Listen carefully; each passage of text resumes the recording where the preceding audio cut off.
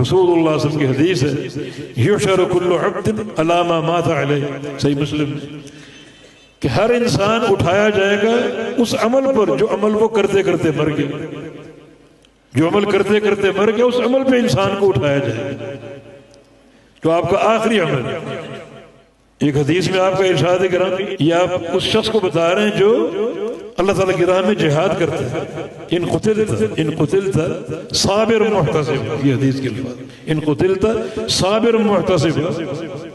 تحشر صابر محتسب، اگر تم شہید ہوئے اپنی جان قربان کی صبر کرتے ہوئے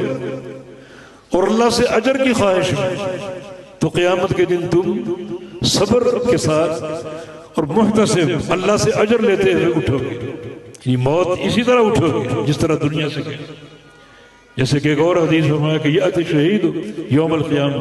وأداجہ تشرب دما اللون لون الدم والریح ریح المسک، کہ شہید قیامت کے دن آئے گا،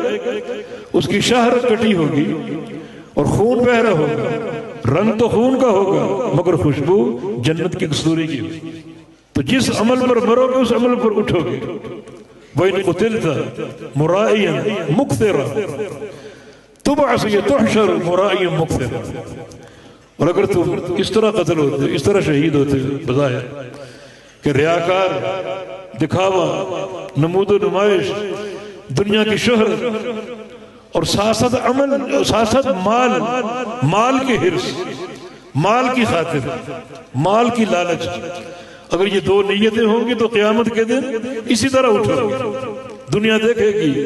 اس نے جان تو قربان کی مگر ریاکار تھا، جان تو قربان کی مگر یہ مال کا حریص تھا،